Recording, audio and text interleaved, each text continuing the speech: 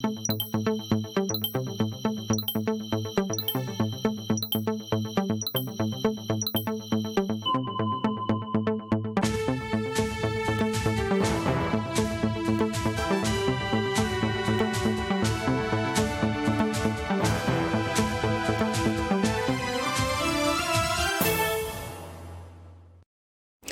la une de ce journal, la nouvelle durée de la transition fixée par la CEDEAO en accord avec les autorités burkinabées.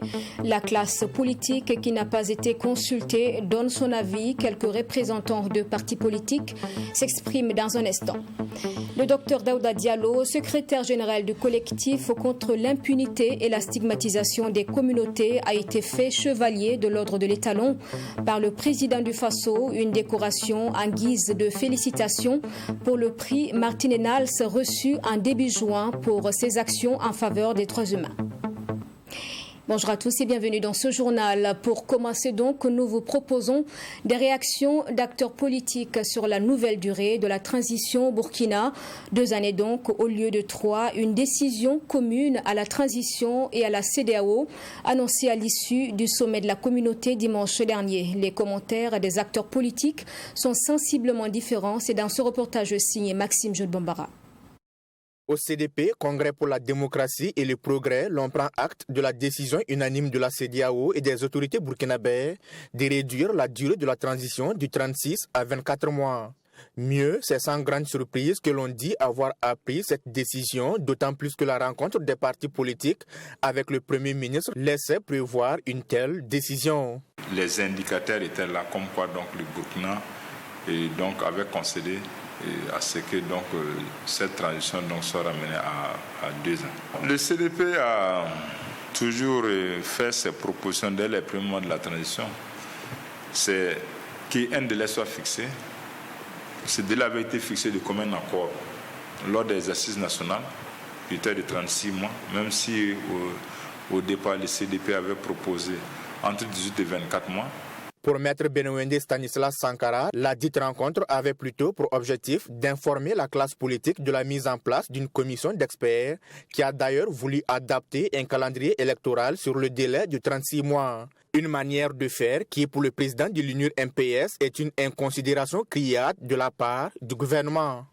La classe politique burkinabé ne pouvait pas, à la veille du sommet de la CEDEAO, savoir qu'il y a une commission d'experts qui travaille sur un agenda électoral.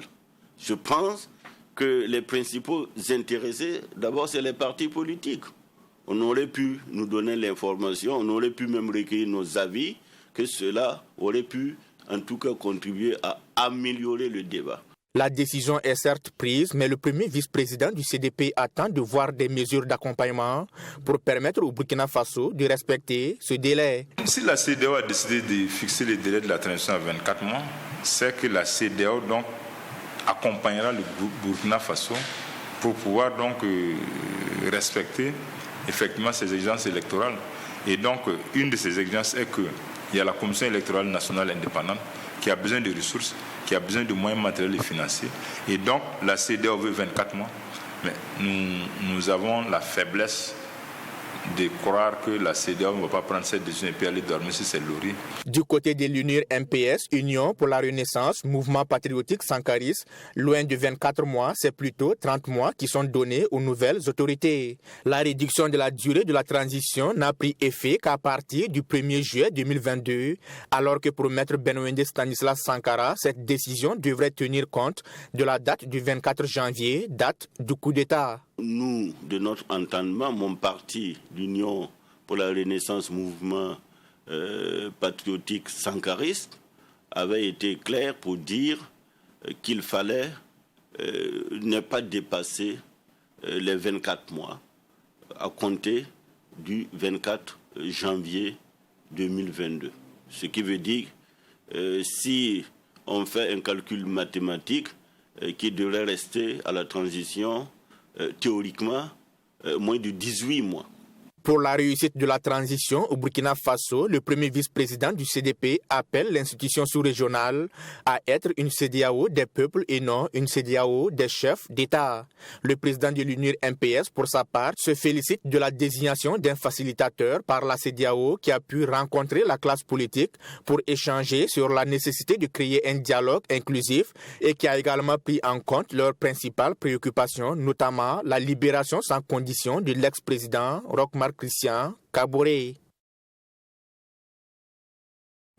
Et pour avoir accepté cette réduction de la durée de la transition, le Burkina s'évite en effet les sanctions de la CEDEAO, une démarche bien à son avantage donc selon l'analyste politique Oumarou Paul Koualaga. Il estime que le pays ne pouvait pas se permettre de subir des sanctions au regard donc des défis sécuritaires et humanitaires. Nous l'écoutons au micro de Michael Toukri.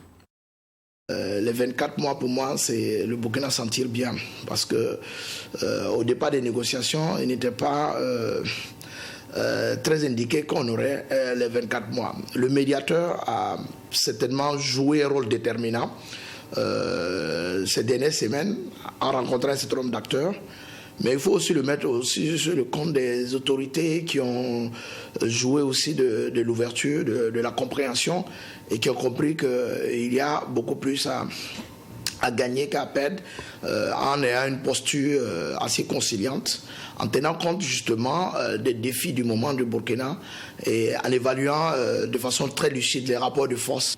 Est-ce qu'il fallait adopter une posture de bras de fer au risque de se faire sanctionner? Est-ce qu'aujourd'hui le Burkina, avec les différents défis qu'on a, notamment sécuritaires et humanitaires, est-ce que nous avons aujourd'hui les capacités réelles de pouvoir faire face à un certain nombre de sanctions? Je ne pense pas personnellement. L'organisation régionale ou les organisations internationales en général fonctionnent sur un certain nombre de principes qui reposent et avant tout non seulement dans le respect, je veux dire, des principes de base, la démocratie, au regard de tous ces éléments que le Burkina a plus ou moins fait de la concession. Et comme je l'ai dit, les 24 mois plus 6 mois déjà de gouvernance qui font 30 mois, c'est quand même assez intéressant. Et l'autre avantage peut-être pour le Burkina, c'est le fait qu'à partir du moment où on arrête cette situation, donc il y a une nouvelle légitimité de la part de la CEDEAO, il faut s'attendre quand même à ce qu'il y ait des accompagnements pour pouvoir, sur le plan sécuritaire, mais aussi pour une sortie des crises. Je parle des questions électorales au niveau politique de la CEDEAO. Je crois que c'était le point de départ. À partir du moment où il y a ces consensus, qui a cet accord, il est possible maintenant au Burkina de demander de l'accompagnement. Je crois que la CEDEAO, en ce moment-là, pourra franchement jouer son rôle. Toujours sur le même sujet de la nouvelle durée de la transition au Burkina, 2 ans, nous avons tendu notre micro à des citoyens dans la ville de Ouagadougou.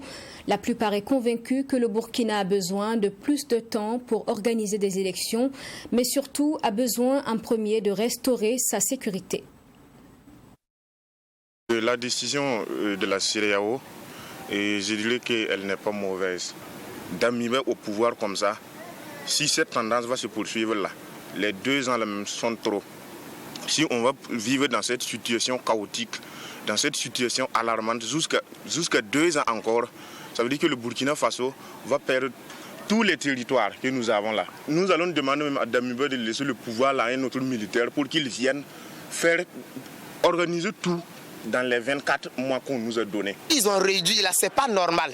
Parce que nous vivons dans une situation vraiment très chaotique. Donc, si on réduit, on ne pourra pas organiser des élections dans cette situation. Donc, c'est pourquoi moi, je pense que c'est pas normal. Comment on peut organiser des élections dans un pays où ce grand pays est représenté par 4 villes? C'est impossible.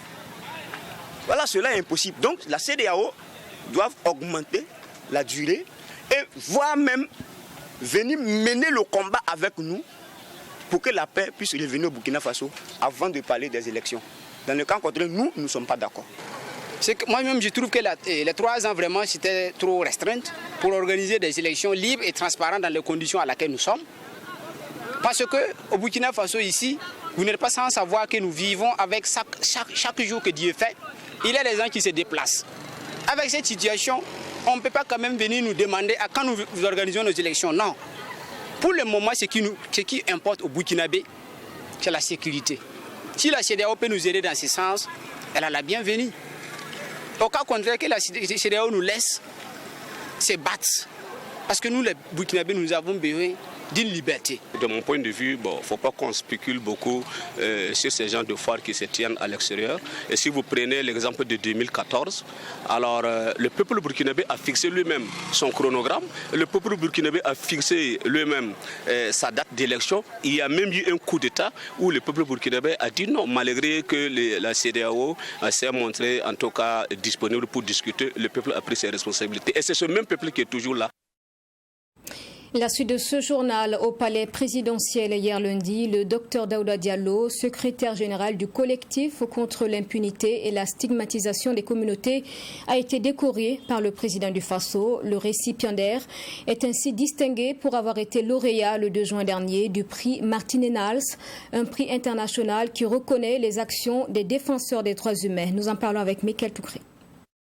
Lauréat du prix Martin Enals, le 2 juin dernier, Daouda Diallo, secrétaire général du collectif contre l'impunité et la stigmatisation des communautés, a été élevé au rang de chevalier de l'ordre de l'étalon par le président du Faso, le lieutenant-colonel Paul-Henri Damiba. Pour le lauréat, cette distinction honore l'ensemble des défenseurs des droits humains. Il dédie donc ce prix à l'ensemble de la population burkinabé. Ce prix et cette décoration, je le mets à l'actif de tous les Burkinabés, de tous les défenseurs des droits humains, de toutes les organisations des droits humains qui sont là, qui ont toujours travaillé vraiment pour que le droit à la vie, le droit à la sécurité, à la santé, à l'alimentation soient vraiment garantis aux populations burkinabées. À cette occasion, le ministre chargé des droits humains, Barthélémy Kéré, n'a pas manqué de rappeler l'objectif du prix Martin Enals, celui de récompenser le courage des défenseurs des droits humains. Le docteur Daouda Diallo est le secrétaire général du collectif contre l'impunité et la stigmatisation des communautés depuis 2019. Une structure dont la mission principale est de promouvoir la cohésion sociale entre les différents groupes ethniques du Burkina Faso. Le docteur Diallo a reçu le prestigieux prix Martin Enals le 2 juin dernier, des mains de M. Alfonso Gomez, vice-président du conseil d'administration de la ville de Genève. Depuis sa création, le prix a récompensé plus de 60 défenseurs des droits humains dans plus de 20 pays dans le monde. La cérémonie de remise a eu lieu donc cette année à la salle communale du Plein Palais. Le prix Martin Enals donne droit à une enveloppe financière de plus d'une vingtaine de millions, offerte par la fondation appuyée par la Suisse, notamment la ville de Genève. Il assure une reconnaissance internationale aux lauréats et leur offre un accompagnement médiatique pour des rencontres de personnalités engagées dans la défense des droits humains dans le monde. Daouda Diallo, lauréat du prix Martin Enals, dit être disposé et disponible à apporter sa contribution pour l'édification d'un Burkina de paix et de cohésion sociale aux côtés des autorités burkinabées. Ce prix récompense chaque année 3 activistes des droits humains. Il a été créé en 1993 et porte le nom d'une fondation en hommage à un militant britannique des droits humains, par ailleurs ancien secrétaire général de Amnesty International. Vous vous rappelez peut-être de cette sortie médiatique historique des chefs coutumiers et traditionnels du Burkina. C'était le 29 juin dernier. Ils avaient lancé des messages d'interpellation à l'endroit des différentes composantes de la population burkinabé face à la situation nationale. Une démarche saluée par l'enseignant-chercheur professeur Albert Ouedraogo. Il a été reçu dans notre dernier journal du dimanche soir. Il a insisté sur l'importance de la place à accorder à la chefferie coutumière pour restaurer la société burkinabé. Serge Kaboré et Cheikh Omar Ouedraogo. C'est une sortie inhabituelle, voire historique des chefs supérieurs coutumiers et traditionnels du Burkina Faso le 29 juin dernier. Face au contexte national caractérisé par une crise multidimensionnelle, surtout sécuritaire, les dépositaires des pouvoirs traditionnels ont appelé les fils et filles du pays qui ont pris les armes contre la mère patrie à les déposer et à cultiver le sentiment d'appartenance à une même nation. Une sortie tardive mais toutefois opportune, selon professeur Albert Ouedraogo, qui estime que la chefferie traditionnelle peut contribuer au retour de la paix au Burkina Faso. Pour certains, ces rois et ces chefs de canton ont même tardé. Parce que quand vous regardez et quand vous écoutez les réseaux sociaux, vous sentez que la population avait soif d'une réaction de ces autorités-là. Les propos, d'abord, sont mesurés. Les propos sont appropriés. les propos sont les bienvenus parce que, en tant que responsable des différentes communautés dont il porte le lourd héritage, il ne devrait pas rester silencieux. Même si ces derniers ne méritent pas d'être mis à l'écart dans la gestion des affaires de la cité, professeur Albert Ouedraogo pense que les têtes couronnées ne sont plus considérées à leur juste valeur avec l'introduction de la démocratie comme mode de gouvernance en Afrique. Un mauvais diagnostic car toute démocratie se construit sur un socle culturel, avise professeur Albert Ouedraogo. La démocratie que nous devrons vivre en Afrique n'est pas la démocratie telle qu'elle s'exerce en Grèce, en Italie, en Espagne, aux États-Unis. Nous avons besoin de construire cette démocratie en tenant compte des forces en présence. La démocratie doit être inclusive. Si vous estimez que les chefs ne doivent pas participer de votre démocratie, vous avez exclu une partie de votre population dans le jeu démocratique. La démocratie, ce n'est pas faire comme les Français l'ont fait, décapiter le roi, tuer la royauté, éliminer tout ce qui est en relation avec cela et construire quelque chose de nouveau en disant c'est ça la République et tous les autres sont les ennemis de la République. L'enseignant-chercheur se prononçant sur l'actualité nationale déplore la persistance des attaques terroristes contre les populations civiles et militaires. Pour lui, la montée en puissance actuelle de l'armée se réside dans les nominations et non sur le terrain. Pour une gestion optimale des infrastructures électriques en milieu rural, l'agence burkinabé de l'électrification rurale ABER tenait samedi dernier à Bobo-Dioulasso le premier atelier de sensibilisation des acteurs des zones ouest du Burkina. Les modules développés traitaient notamment du nouveau modèle de gestion des ouvrages électriques et de son processus d'opérationnalisation. Correspondance avec Joseph Koudgou. Cet atelier de l'agence burkinabé de l'électrification rurale ABER a réuni les différents acteurs de gestion des ouvrages électriques dans la zone ouest. L'objectif est d'informer et de sensibiliser les coopératives présentes dans cette zone sur le nouveau modèle de gestion mis en place avec ses partenaires. Le modèle que nous comptons mettre en œuvre ici, c'est un modèle qui vient en remplacement ou en complément du modèle qui a été mis en place au Burkina depuis 2005. Après 15 ans, nous avons fait le point, nous avons fait le bilan et force est de constater que nous avons besoin de changer. Changer pourquoi? Parce que, les exigences des populations ont évolué, les besoins ont augmenté et la demande d'énergie en milieu rural est croissante. Pour ce faire, il était donc de bon ton que l'ABER en charge de l'électrification rurale mène une réflexion avec tous les acteurs du secteur, notamment l'autorité de régulation, le ministère en charge de l'énergie, les coopératives elles-mêmes et les bénéficiaires pour voir comment nous pouvons donc mieux servir le milieu rural en matière d'accès à l'énergie. La mise en œuvre de ce nouveau modèle permettra d'atteindre au moins 50% de taux d'électrification rurale d'ici 2025, à en croire Ismaël Nakoulma, le directeur général de l'ABER. C'est une approche participative et inclusive. Pour ce faire, ce matin, nous avons invité les COPEL qui, je dirais, au bout de 15 dernières années, ont travaillé d'arrache-pied pour l'accès à l'énergie en milieu rural. 5 ans plus tard, je dirais en 2020, nous avons hissé ce taux de 4% à 25%. Mais cela reste insuffisant parce que, comme je disais tout à l'heure, la demande est forte et nous avons pour devoir d'apporter de l'énergie à tous les Burkinabés sur ce territoire. Ce nouvel outil qui vient à point nommé bénéficie de l'accompagnement de l'État. Déjà, il faut savoir que l'électrification rurale est essentiellement basée dans notre pays sur la gestion par les communautés. Et cette gestion par les communautés exige un accompagnement continu et soutenu de la part de l'État. Et c'est ce rôle-là qui est dévolu à l'ABER. Au regard de la gestion donc, au niveau des communautés rurales, au niveau des milieux ruraux, il était important effectivement de reprendre langue avec les différents acteurs qui sont les acteurs clés, les COPEL, et pouvoir trouver un nouveau modèle, je dirais un modèle adéquat, un modèle idoine en matière donc d'électrification rurale. Outre cet atelier de la région des Hauts-Bassins, 3 autres ateliers sont prévus dans la boucle du Moun, les Cascades et le Sud-Ouest. Retour à Ouagadougou et sur la sortie médiatique du mouvement de la garde du Faso samedi dernier. Il était question de la situation nationale. Le président de ce mouvement, Mokhtar Diallo, estime que la réussite donc de la transition est un impératif et pour cela, il a invité les Burkinabés à tenir des propos et critiques constructifs qui contribueront beaucoup plus à motiver les acteurs engagés dans la lutte contre l'insécurité. Toutes les précisions avec Mamétri Nakamabou. Depuis la prise du pouvoir des autorités de la transition, des voix se lèvent de partout, soit pour dénoncer leur gouvernance, soit pour les encourager. À cette conférence de presse, le mouvement de la garde du Faso dit apporter son soutien aux actions de la transition. Il invite la population à tenir des propos et critiques constructifs qui contribuent plus à motiver les acteurs engagés dans la lutte contre les forces du mal. C'est notre fondement même qui est menacé aujourd'hui. Et nous pouvons le faire qu'autour de notre armée. Parce que quoi que l'on dise, le pouvoir qui est là, c'est un pouvoir militaire.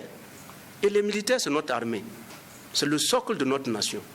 Nous invitons les Burkinabés à leur faire confiance que nous sortirons de cette crise. Nous sommes convaincus que si on tait nos divergences et qu'on se soude autour de la transition, nous sortirons de ce bourbier. Dans sa déclaration, le mouvement de la garde du Faso invite les partis politiques à s'unir dans un cadre de concertation et d'unité nationale pour accompagner la transition. Toujours dans cette même optique, le MGF demande aux différents partis politiques de faire preuve de discernement, de faire profil bas et de travailler à préserver la cohésion sociale. C'est d'inviter la classe politique à un moratoire. Ça veut dire on prend un temps, on s'unit autour de cette transition, on se donne la main, ce qui n'a pas été fait au temps de Roch, qu'on permette cette fois-ci que l'on s'entende autour du président Damiba pour accompagner cette transition, parce qu'on ne peut rien réussir dans la division, dans comme on appelle ça, si on est là, on se mange, rien ne va marcher.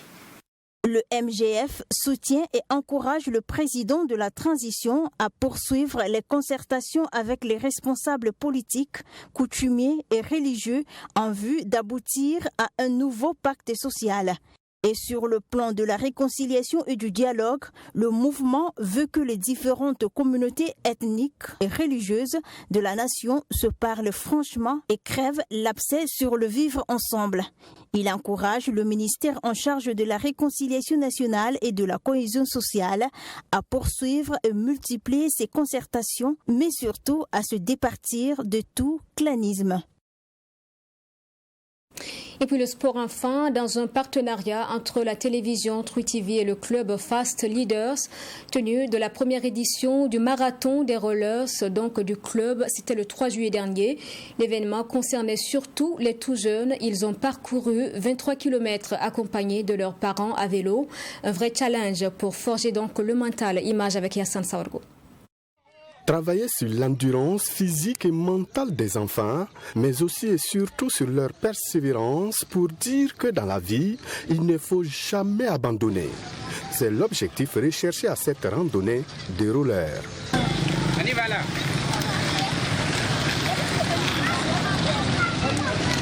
Première du genre, les enfants ont parcouru 23 km de la ZAD en passant par le rond-point des Nations Unies, l'échanger de Goungé à la Padoie pour revenir au point de départ. Des chutes, des douleurs et la fatigue qui se lit sur les visages. Difficile même d'en parler. C'est dur. Le tout aux yeux de leurs parents qui les accompagnent à vélo. Ils apprécient l'initiative. Ça fait du bien. Au moins là, on n'est pas derrière un bureau. On est en train de pratiquer un peu le sport aussi, en accompagnant les enfants. C'est un plaisir aussi. Et ça apprend aux enfants à ne pas lâcher. Donc il y a mon fils qui est là, il se plaint puisque notre belle famille, notre grande famille est à côté. Donc il s'est dit non, je vais aller chez mamie. Je lui ai dit non, on lâche rien, on continue, on repart à la ZAD, on prend la voiture et on revient. Ça fait très longtemps que je n'ai pas roulé de vélo, je n'ai pas fait de sport, mais là je suis très contente, je me sens en pleine forme. Selon les organisateurs, ce marathon va sans nul doute permettre aux enfants d'améliorer leur niveau de roller. Déjà, quand on regarde, on sent que les enfants ont de la détermination, ils n'abandonnent pas. C'est surtout ça qu'on recherchait au niveau des enfants. Donc du coup, je pense que c'est ça.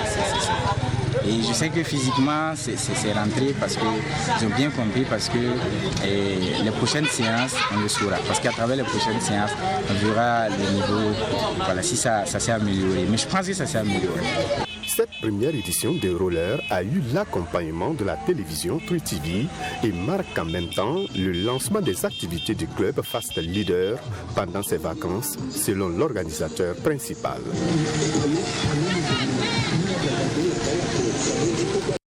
Sportivement donc, nous refermons ce journal. Merci de l'avoir suivi. Je vous souhaite une excellente suite en notre compagnie et je vous retrouve demain à 13h.